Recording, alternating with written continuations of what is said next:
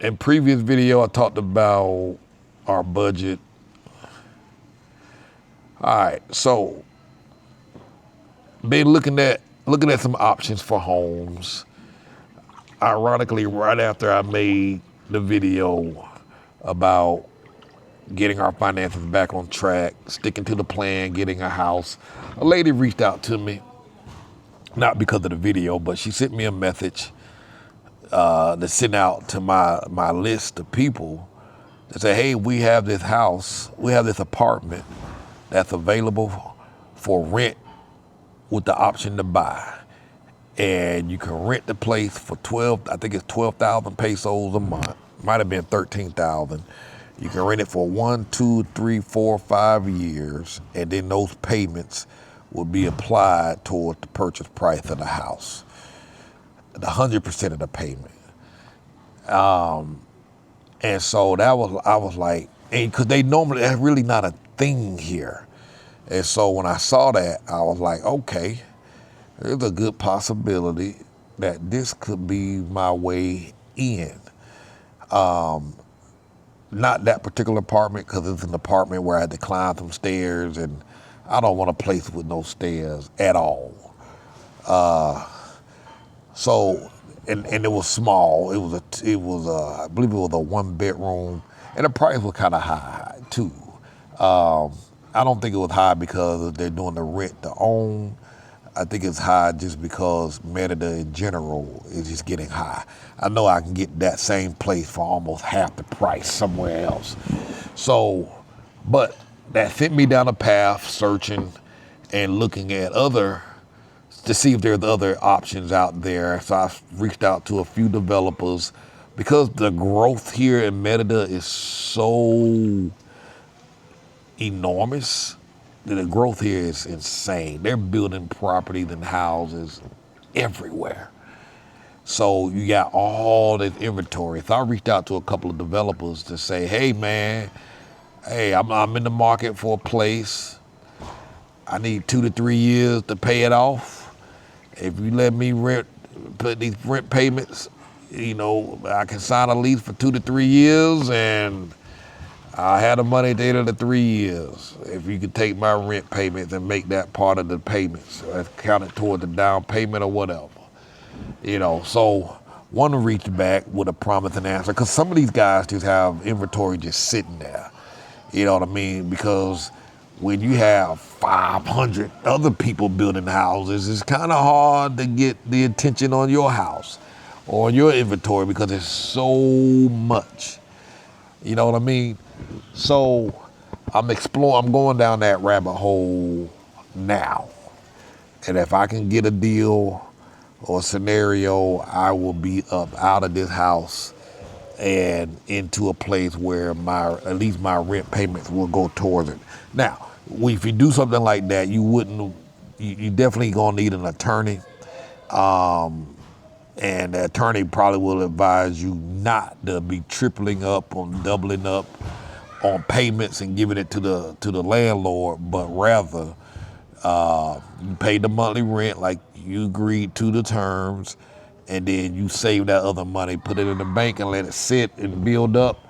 And when it's time to sign the contract and close on the deal, 2, 3 years later, the money that you saved, you can bring it and do the closing with a notario and the lawyer and all of that stuff. So just something to be mindful of.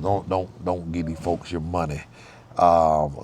Escrow is not a thing here really. So again, there's a lot of differences here. So that's what I'm doing. I'm not looking for anything super fancy, super expensive, just simple. I mentioned in the previous video, there's still homes here in Merida that you can buy for 60,000, 70,000, 80,000. You can find homes for 50,000.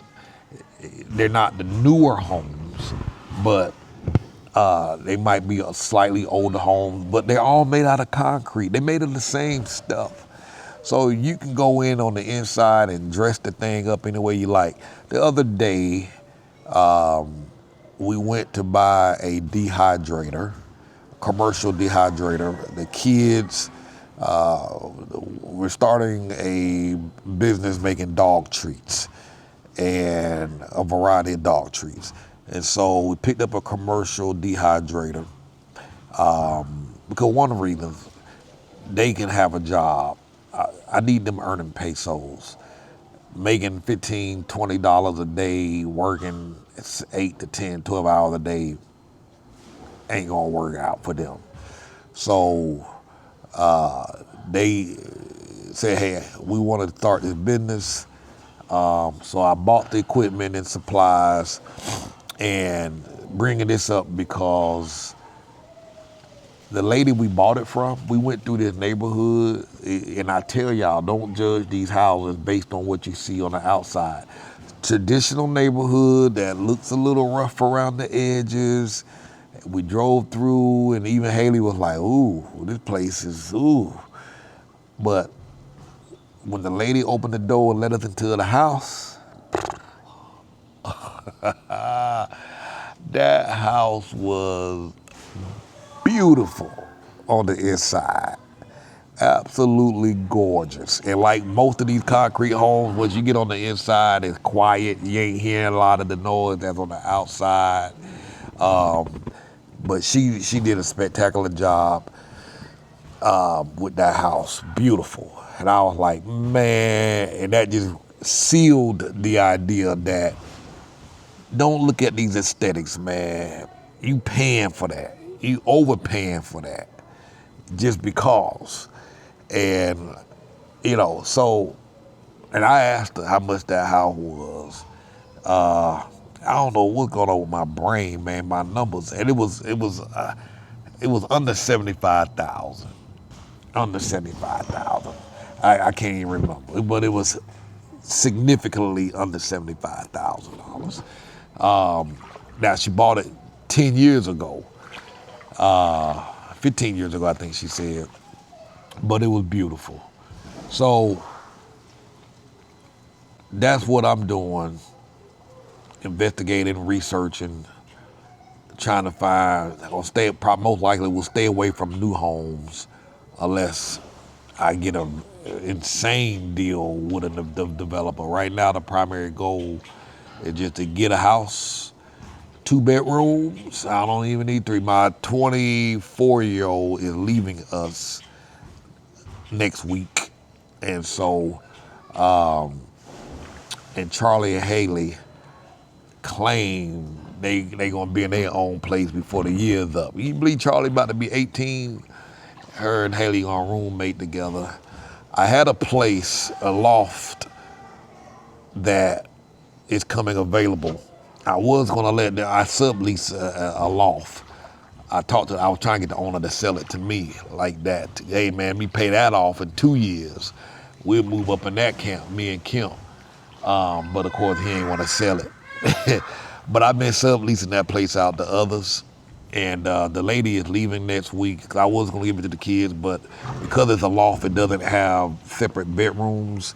So they're not wanting to use that place because they want their own space in bedrooms.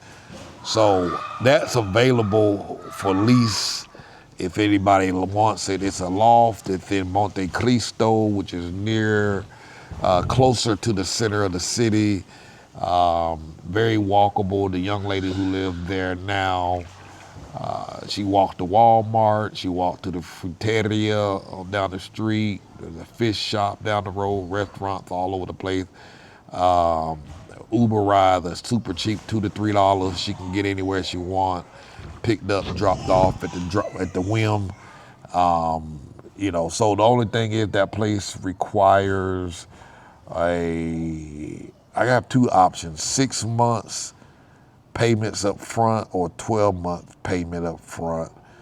And you can get it. It has solar panels on it as well. The average bill runs about, I think, $35, $40 every 2 months. It's semi-furnished for the most part. Mainly furnished. It's a loft. They have a bed, a table in there, and a sofa and a TV. And So if you're interested, let me know. The guy's gonna be raising the rent up on me soon. So I don't even know if I want the place. Honestly, I'm trying to get out of the landlording business. That's a lot of work. So anyhow, that's all. Just want to kind of give you an update on where we're at. If you're looking for something specific and need me to find you something, reach out. If you need some unconventional things, let me know. 'Cause like I say, they do have homes. We just got greedy. I wouldn't say greedy. We got excited, and sometimes your eyes are bigger than the plan.